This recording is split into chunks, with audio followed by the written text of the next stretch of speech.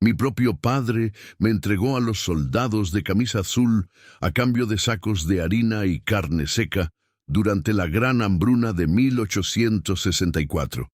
Me miró por última vez como si yo fuera solo un pedazo de carne defectuosa, indigna de ser llamada hija del jefe navajo. Mi pierna derecha, esa que nunca me permitió correr como las demás mujeres de la tribu, selló mi destino como moneda de cambio. Lo que ninguno imaginaba es que aquella debilidad que todos despreciaban se convertiría en mi mayor fortaleza y que yo, Aiyana, regresaría convertida en la mujer que ve más allá para salvar a quienes me abandonaron. El invierno de 1864 había sido despiadado con nuestro pueblo navajo. Los árboles permanecían desnudos bajo un cielo gris que parecía haber olvidado cómo llorar con nubes de tormenta. Los niños de la tribu se dormían con estómagos vacíos y los ancianos comenzaban a partir hacia el otro mundo sin ceremonias, pues no había fuerzas para realizarlas. Mi padre, el gran jefe Hastín, llevaba el peso de las decisiones imposibles sobre sus hombros. Lo observaba cada noche mirar el horizonte, como buscando respuestas en las estrellas distantes que apenas se distinguían entre la bruma fría. Sus ojos, antes orgullosos, ahora estaban hundidos en un rostro que había envejecido 10 inviernos en apenas unos meses. Desde mi nacimiento, había sido una decepción para él. La hija del jefe debía ser perfecta, pero mi pierna derecha nunca creció correctamente. Caminaba con un balanceo que los niños imitaban a mis espaldas. Las mujeres susurraban que era una señal, que los espíritus estaban descontentos. Mi madre me protegió mientras vivió, pero la fiebre se la llevó cuando yo apenas contaba 12 veranos. Aquella mañana, los soldados del fuerte Sumner aparecieron en el límite de nuestro territorio. Venían con carros cargados de suministros, harina, carne, mantas y medicinas. Mi padre los recibió con desconfianza, pero la desesperación brillaba en sus ojos. El oficial de ojos claros como agua sucia señaló a las mujeres jóvenes de la tribu. Le dijo a mi padre en un español rudimentario que los soldados necesitaban sirvientas en el fuerte. A cambio, ofrecían comida suficiente para que la tribu sobreviviera hasta la primavera. Mi corazón se congeló cuando la mirada de mi padre se detuvo en mí. Esa noche, mientras las estrellas brillaban indiferentes sobre nuestro sufrimiento, mi padre entró a mi tienda. Su rostro era una máscara tallada en piedra. Me dijo que debía partir con los soldados al amanecer, que mi sacrificio salvaría a la tribu, que era mi oportunidad de ser útil finalmente. No derramó una lágrima cuando me comunicó que me había vendido. Cuando pregunté por qué yo, por qué no alguna de las otras jóvenes que podían trabajar mejor sin la carga de una pierna deforme, me miró como si fuera una niña ingenua. Me explicó con voz fría que precisamente por mi condición, yo era la que menos falta haría a la tribu. Las otras mujeres podrían dar hijos fuertes, podrían cazar y recolectar. Yo solo consumía recursos que ahora eran escasos. La tribu entera guardó silencio cuando los soldados vinieron a buscarme al amanecer. Nadie se atrevió a mirarme a los ojos, excepto mi prima Calla, quien lloró en silencio mientras me ataban las manos con una cuerda áspera. Mi padre permaneció en su tienda, ni siquiera tuvo el valor de despedirse. El frío me calaba los huesos mientras me subían al carro como si fuera un fardo. Los caballos relincharon y comenzamos a alejarnos de la única vida que había conocido.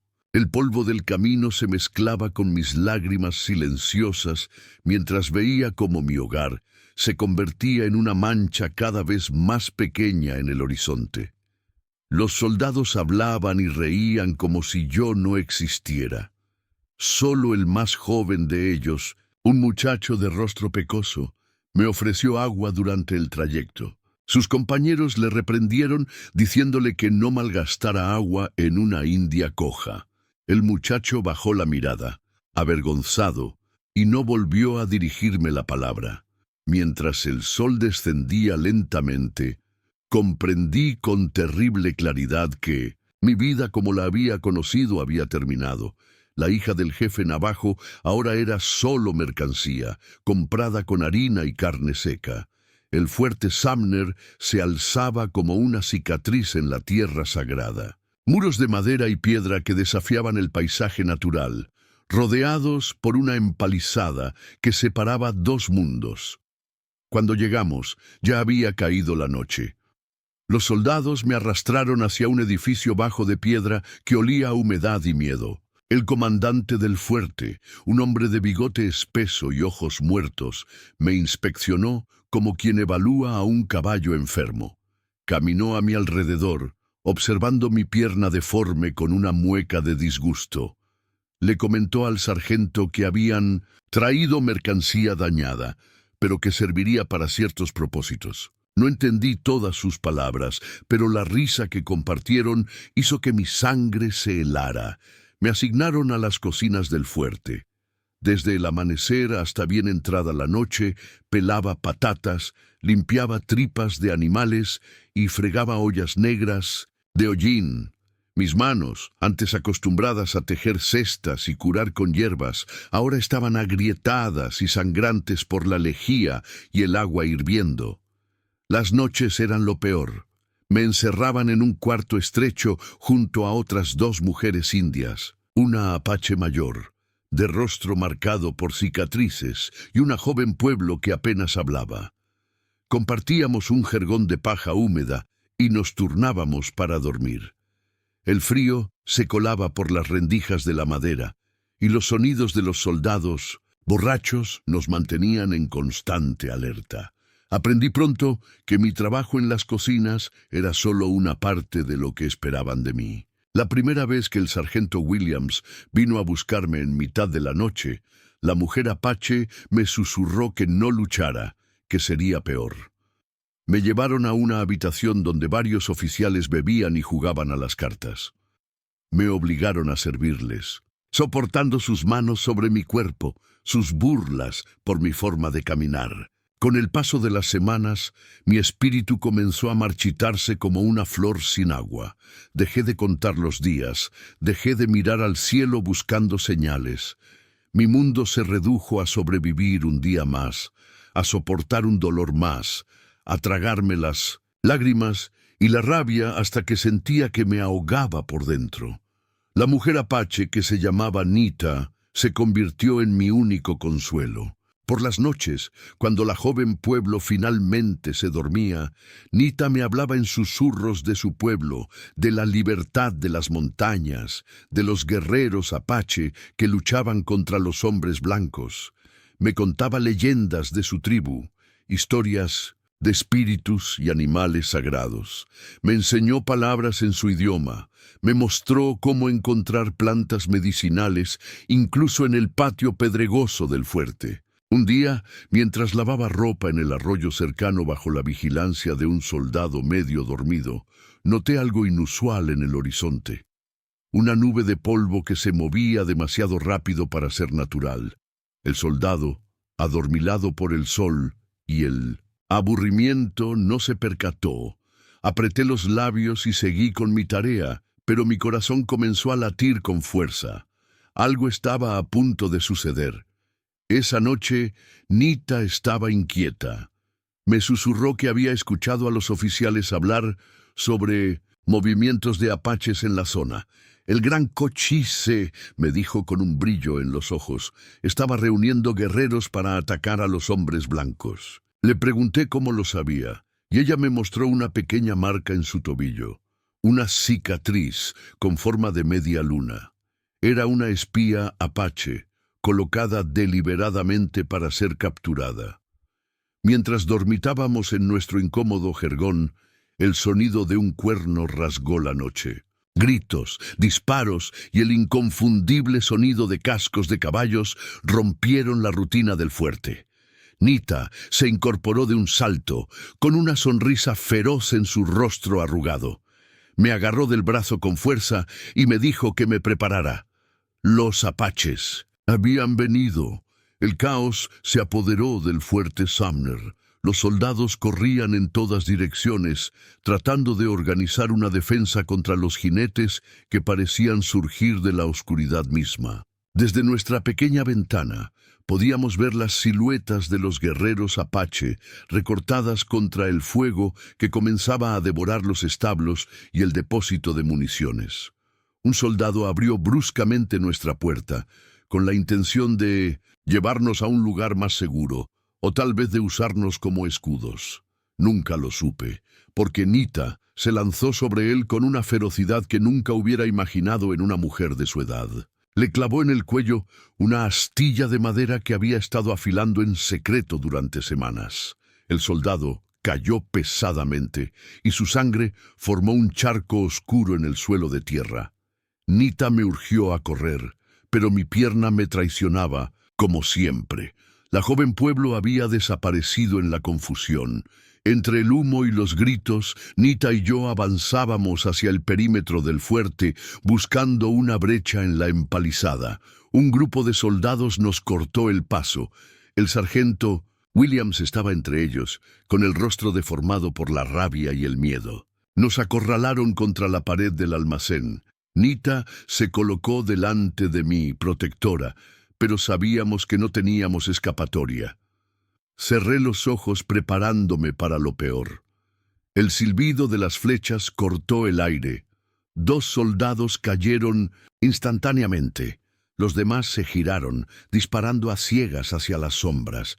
Entre el caos y el humo, una figura surgió como un espíritu de la noche, alto, fuerte, con el torso desnudo pintado con símbolos de guerra y el cabello negro, recogido en una trenza adornada con plumas de águila. El guerrero apache se movía como el agua, fluido y letal. En segundos, los soldados yacían en el suelo. Solo quedaba el sargento Williams, quien intentó usar a Nita como escudo. El apache tensó su arco, apuntando con precisión. La flecha atravesó la garganta del sargento, quien me miró con sorpresa antes de desplomarse. Nita corrió hacia el guerrero, hablándole rápidamente en la lengua apache. Él asintió, sus ojos negros evaluándome con intensidad. Se presentó como Nalnish, explorador principal de Cochise. Había venido a rescatar a Nita, quien resultó ser una importante medicina de su tribu. No había tiempo para explicaciones detalladas. Nalnish nos guió a través del caos del fuerte en llamas, evitando a soldados y guerreros por igual. Cuando llegamos a la brecha en la empalizada, me detuve. Mi pierna dolía terriblemente y sabía que los retrasaría. Les dije que siguieran sin mí, que yo encontraría otro camino. Nalnish me miró con curiosidad, notando por primera vez mi pierna deforme. Sin decir palabra, me levantó en brazos como si no pesara nada y corrió hacia la oscuridad del desierto, seguido por Nita. A lo lejos, el fuerte Sumner ardía como una ofrenda al cielo nocturno. Caballos nos esperaban ocultos entre unos matorrales. Nalnish me ayudó a montar, y pronto nos alejábamos a toda velocidad. El viento frío de la noche secaba las lágrimas que ni siquiera sabía que estaba derramando. Cabalgamos durante horas bajo las estrellas. Mi cuerpo, no acostumbrado a montar, protestaba con cada galope, pero algo en mi interior se sentía extrañamente liberado, como si las llamas del fuerte hubieran quemado también las cadenas invisibles que me ataban al desprecio y la vergüenza. Al amanecer, llegamos a un cañón oculto. Un campamento apache se extendía ante nosotros. Tiendas de pieles, fuegos controlados, niños y mujeres que nos observaban con cautela. Nalnish me ayudó a desmontar y me llevó ante una tienda más grande que las demás, decorada con símbolos que no reconocí. Dentro, sentado con dignidad, estaba Cochise, el legendario jefe apache cuyo nombre hacía temblar a los soldados blancos. Me observó con intensidad mientras Nita le explicaba quién era yo. Cuando mencionó que era hija de un jefe navajo, Cochise entrecerró los ojos. Me preguntó el nombre de mi padre. Cuando respondí Hastin, El gran jefe se quedó muy quieto. Intercambió miradas con Naalnish y con Nita. Había algo en esas miradas que no comprendí entonces. Cochise me dijo que podía quedarme con ellos hasta que decidiera mi camino. Que entre los Apache todos tenían un propósito, incluso aquellos a quienes los espíritus habían marcado de formas especiales. Los días se convirtieron en semanas. Naalnish se convirtió en mi guardián y maestro. Me enseñó a moverme en el desierto, adaptando sus enseñanzas a mi condición. Donde otros veían debilidad, él veía posibilidades diferentes. Me mostró cómo usar mi cuerpo de maneras que nunca había imaginado, cómo compensar la fuerza reducida de mi pierna con mayor agilidad en mis brazos y mayor agudeza en mis sentidos. Una noche, mientras compartíamos la cena alrededor del fuego, Naalnish me contó una historia que cambiaría mi vida para siempre.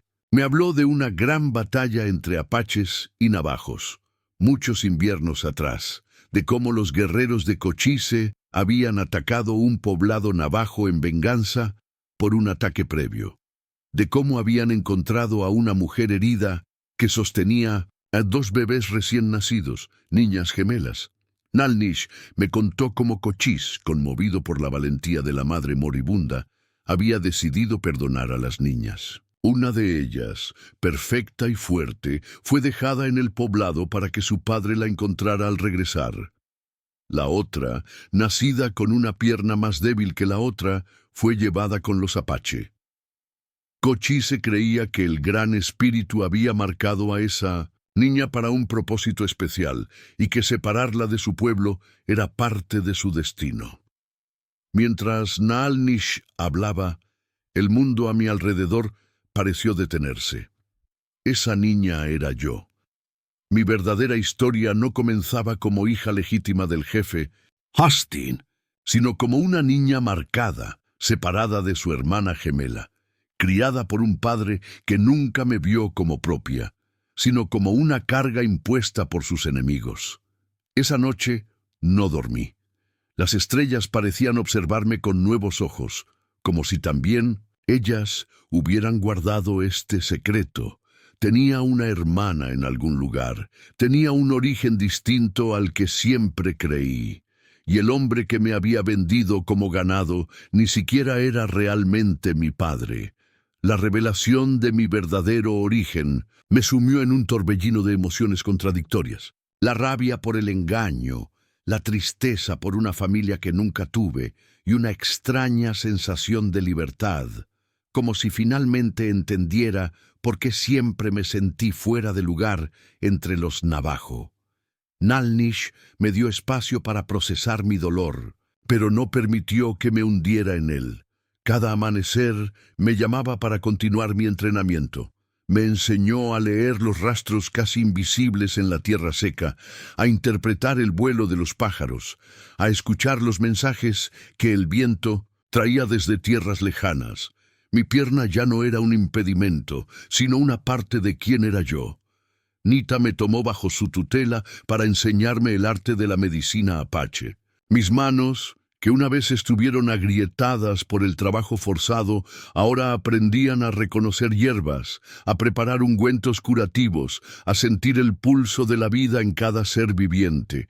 Mi forma diferente de moverme, me explicó, me daba una perspectiva única. Donde otros veían con los ojos, yo había aprendido a ver con todo mi cuerpo. Un día, Cochise me llamó a su tienda. Me dijo que un grupo de exploradores había traído noticias. Los navajo estaban siendo forzados a abandonar sus tierras ancestrales, obligados a realizar la larga marcha hacia Bosque Redondo. Mi antiguo pueblo estaba sufriendo, muriendo en el camino. Entre los nombres de los caídos estaba el de Hastin, el hombre que me había criado como su hija solo para venderme después. Sentí un nudo en la garganta. A pesar de todo, una parte de mí todavía lloraba por el hombre que alguna vez llamé padre. Cochise me observaba, evaluando mi reacción. Me preguntó qué quería hacer con esta información, si deseaba vengarme, olvidar o algo más. Le respondí que quería saber más sobre mi verdadera familia, sobre mi madre, sobre la hermana gemela que nunca conocí. Cochise asintió, como si hubiera esperado esta respuesta. Me contó que su gente había seguido el destino de la otra niña a lo largo de los años, que había crecido fuerte y hermosa, convertida en una respetada curandera entre los navajo. Su nombre era Calla, mi prima, en la vida que conocí, mi hermana en la verdad oculta. La revelación me golpeó como un relámpago. Calla, la única que había llorado cuando me llevaron. Calla, quien siempre me había defendido de las burlas, quien me había enseñado en secreto cantos de curación que solo se transmitían de madre a hija. Ella también debía haber sentido el vínculo invisible que nos unía sin comprender su origen. Cochise me dijo que Calla estaba entre los navajo que marchaban hacia Bosque Redondo, que muchos morirían en el camino por falta de agua, comida y medicinas. Me miró fijamente y me preguntó si estaba lista para poner a prueba todo lo que había aprendido. Comprendí entonces que este era el momento de verdad, el cruce de caminos que definiría el resto de mi vida. Podía quedarme con los Apache, segura y aceptada, o podía arriesgarme a ayudar al pueblo que me había rechazado para salvar a la hermana que nunca supe que tenía. Nalnish entró en la tienda durante nuestra conversación. Se ofreció a acompañarme si decidía ir. Sus ojos, generalmente duros como obsidiana, mostraban un brillo diferente cuando me miraba. Entendí que su interés en enseñarme iba más allá del deber asignado por Cochise. Esa noche, bajo un cielo cuajado de 1900 estrellas, tomé mi decisión. Iría en busca de los navajo, no por venganza, sino por sanación. Buscaría a Calla, le contaría la verdad, y juntas encontraríamos un nuevo camino. No sería la hija rechazada que regresa con odio, sino la mujer que ve más allá, trayendo conocimiento y esperanza. Nalnish y yo partimos al amanecer, con las bendiciones de Cochise y las medicinas de Nita. Cabalgamos durante días, siguiendo el rastro de la larga y dolorosa marcha de los navajo. Las señales estaban por todas partes, demasiado claras para mis recién entrenados ojos, una estela de sufrimiento marcada en la tierra misma, lugares de descanso donde los más débiles habían quedado atrás, enterrados apresuradamente en tumbas poco profundas. A medida que nos acercábamos, comenzamos a encontrar rezagados, ancianos demasiado débiles para seguir el ritmo, madres con niños enfermos, hombres heridos por los látigos de los soldados. Les ofrecimos agua, medicina y esperanza. Con cada persona que ayudábamos, sentía que una parte de mi antiguo dolor se transformaba en algo nuevo y poderoso. Nalnish observaba con admiración cómo aplicaba los conocimientos aprendidos de Nita, combinándolos con los cantos de curación que Calla me había enseñado en secreto años atrás. Mi forma particular de moverme, que una vez fue motivo de burla, ahora me permitía acercarme a los heridos de una manera que los tranquilizaba, sin la postura amenazante de un guerrero. Una noche, mientras atendíamos a un grupo de niños con fiebre, una mujer se acercó a nuestro pequeño campamento. Su rostro estaba demacrado por el hambre y el cansancio, pero sus ojos eran como mirar a un espejo. Calla me reconoció antes que yo a ella.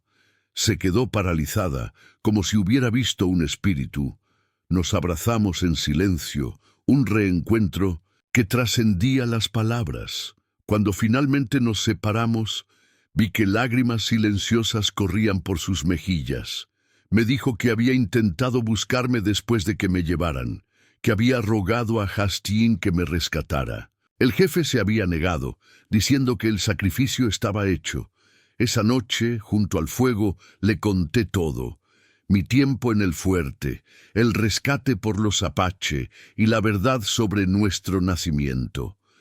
Calla escuchó con los ojos muy abiertos, conectando piezas de un rompecabezas que siempre había estado incompleto para ella. Me contó que Hastings nunca la había tratado como a sus otros hijos, que siempre había sido distante con ella, como si su mera presencia le recordara una antigua culpa. Decidimos que era el momento de compartir nuestros conocimientos. Kaya había aprendido los secretos de las plantas del desierto y las montañas. Yo traía las medicinas apache y una nueva forma de ver el mundo. Juntas podíamos hacer más que cualquiera de las dos por separado. Con la ayuda de Naal Nish establecimos un campamento alejado de la ruta principal que seguían los soldados. Corrió la voz entre los navajo. Aquellos que podían separarse del grupo principal venían a nosotros. Curábamos sus heridas, compartíamos alimentos cazados por Naal Nish y les dábamos fuerzas para continuar su camino o para esconderse en las montañas, lejos del destino impuesto. Algunos guerreros navajo, inspirados por nuestra labor, se unieron a nosotros. Formamos un grupo que rescataba a los más vulnerables durante la noche, creando una red de caminos secretos y refugios ocultos. Los soldados comenzaron a hablar de fantasmas que se llevaban a los indios, de espíritus vengativos que acechaban en la oscuridad. Con cada luna que pasaba, nuestra reputación crecía. Los navajo me llamaban Azomon Navaji, la mujer que ve más allá. Los apache que se unieron a nuestra causa decían que yo caminaba entre dos mundos, que mi pierna diferente me permitía pisar simultáneamente el mundo visible y el invisible. Un día recibimos noticias de que un destacamento de soldados se dirigía hacia nuestro campamento principal. Alguien nos había traicionado.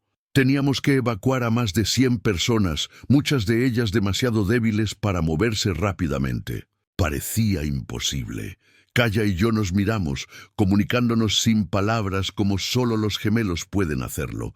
Teníamos un plan arriesgado. Mientras Naal Nish dirigía la evacuación por un cañón secreto, nosotras, junto con un pequeño grupo de guerreros, crearíamos una distracción. Utilizando mis conocimientos de rastreo y los de Kaya sobre el terreno, tendimos una elaborada trampa. Creamos falsos rastros que llevaban en múltiples direcciones. Preparamos señuelos con fuegos que parecían campamentos abandonados apresuradamente. Usamos hierbas medicinales para confundir a los perros rastreadores de los soldados. Cuando los soldados llegaron al amanecer, encontraron solo fantasmas. Se dividieron, siguiendo las falsas pistas, cayendo en emboscadas menores que los desorientaban sin causarles bajas significativas. No queríamos más sangre, solo tiempo para que nuestra gente escapara. El capitán que lideraba la expedición era un hombre que recordaba bien del fuerte Sumner, el teniente Barnes, ascendido tras la destrucción del fuerte. Me había tratado con particular crueldad durante mi cautiverio. Decidí enfrentarlo personalmente. Me presenté ante él en la cima de una colina, visible pero inalcanzable. Me reconoció de inmediato, con incredulidad pintada en su rostro. La india coja, que había sido poco más que un animal para él, ahora se erguía como una figura imponente, adornada con símbolos de poder, tanto navajo como apache. Le hablé desde la distancia, mi voz llevada por el viento. Le dije que la tierra misma rechazaba su presencia, que los espíritus de aquellos que habían muerto en la larga marcha se levantarían contra los que traían sufrimiento. Mientras hablaba, Kaya encendió hierbas especiales que crearon un humo denso y aromático, y los guerreros ocultos produjeron sonidos que parecían venir de todas direcciones. Barnes, un hombre supersticioso bajo su fachada de dureza, ordenó la retirada. Más tarde, supimos que informó a sus superiores que el área estaba embrujada, que fuerzas sobrenaturales protegían a los indios fugitivos.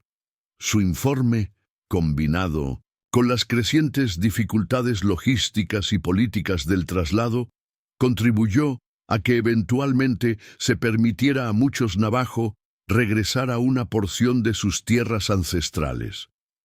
Nuestro grupo siguió creciendo. Apaches y navajos, tradicionalmente enemigos, aprendieron a trabajar juntos bajo nuestra guía. Rescatamos a prisioneros de otros fuertes, curamos a heridos de ambos lados del conflicto. Construimos una comunidad basada no en la tribu de nacimiento, sino en el deseo compartido de vivir en libertad y armonía. Naal-Nish, quien había sido mi protector y maestro, se convirtió en algo más. Una noche, bajo un cielo estrellado, me confesó que se había enamorado de mi espíritu indomable, de mi forma única de ver el mundo. Me pidió que fuera su compañera de vida, no como una mujer apache o navajo, sino como Ayana, la mujer que ve más allá. Acepté, y nuestra unión fue celebrada con una ceremonia que combinaba tradiciones de ambos pueblos. Cochise y Nita vinieron para la ocasión, trayendo regalos y bendiciones. Era el comienzo de un nuevo camino, no solo para nosotros, sino para todos los que nos seguían. Han pasado 10 veranos desde aquellos días oscuros. Nuestro asentamiento en el valle oculto entre las montañas ha florecido. Lo llamamos Hosho-Nahasdli, lugar de belleza restaurada en lengua navajo. Aquí, las antiguas enemistades han dado paso a nuevas alianzas. Niños apache juegan con niños navajo, aprendiendo ambas lenguas, honrando ambas tradiciones. Kaya y yo dirigimos la escuela de medicina, donde transmitimos nuestros conocimientos combinados a jóvenes de todas las tribus que buscan aprender. Enseñamos que la verdadera fuerza no viene de la perfección física, sino de la sabiduría para adaptarse, para ver más allá de lo evidente. Naal-Nish se ha convertido en un respetado líder, mediando en conflictos entre tribus y negociando con los representantes del gobierno blanco cuando es necesario. Juntos hemos tenido 2 hijos, un niño con los ojos intensos de su padre y una niña que, curiosamente, nació con la misma condición en su pierna derecha que yo. Lejos de verlo como una maldición, lo celebramos como una señal de que está destinada a ver el mundo de manera especial. Los soldados nos dejan en paz, en parte por los tratados que se han firmado, en parte por las historias que circulan sobre la poderosa medicina de la mujer que ve más allá. Dicen que puedo leer el futuro en las estrellas, que puedo hablar con los espíritus, que puedo curar enfermedades que los médicos blancos consideran fatales. Son exageraciones, por supuesto, pero han servido para protegernos.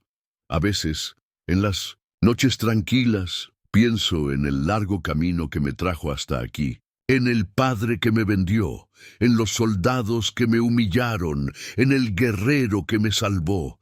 Cada dolor, cada prueba fue un paso necesario en mi camino. No los odio ya, porque sin ellos no sería quien soy ahora.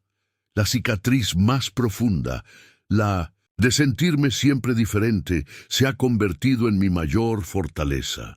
Mi forma particular de caminar me ha enseñado a encontrar caminos alternativos, a ver posibilidades donde otros solo ven obstáculos. Mi cuerpo, que una vez fue motivo de vergüenza, ahora es respetado como el recipiente de un don especial.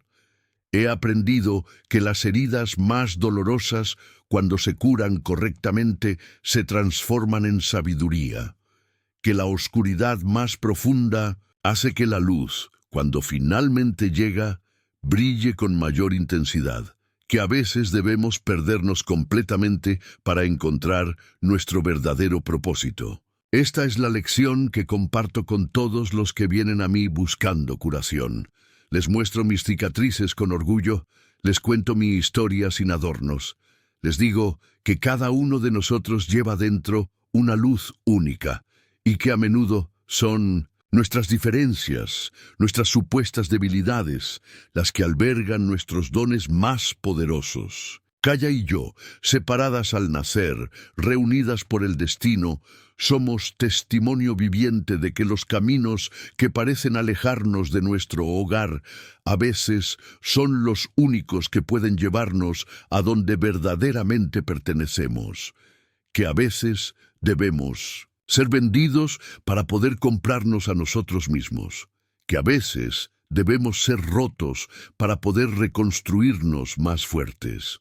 En las noches de luna llena, cuando nuestra comunidad se reúne alrededor del fuego para compartir historias, observo los rostros iluminados por las llamas, niños nacidos en la libertad que nunca conocerán el miedo y la vergüenza que marcaron mi infancia, ancianos que han encontrado paz después de una vida de luchas, guerreros que han aprendido a ser sanadores, y sé, con certeza absoluta, que todo valió la pena, que el Gran Espíritu tenía un plan, incluso cuando yo solo podía ver abandono y dolor, que mi pierna, marcada desde el nacimiento, no era una maldición, sino una bendición, un recordatorio constante de que a veces debemos caminar de forma diferente para llegar a lugares donde otros no pueden llegar. Me llamo Aiyana y soy la mujer que ve más allá. Mi historia es para todos aquellos que se sienten diferentes, rechazados, insuficientes, para ustedes que me están escuchando y reconocen en mi relato su propio dolor.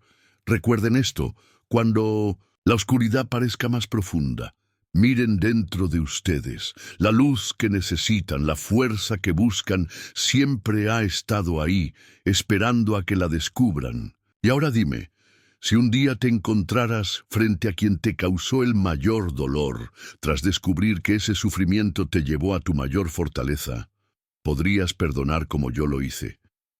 Donde estás viendo esto, ¿has sentido alguna vez que tu mayor debilidad escondía tu don más valioso? Si esta historia tocó algo en ti, suscríbete. Es gratis y prometo más revelaciones que sacudirán tus certezas.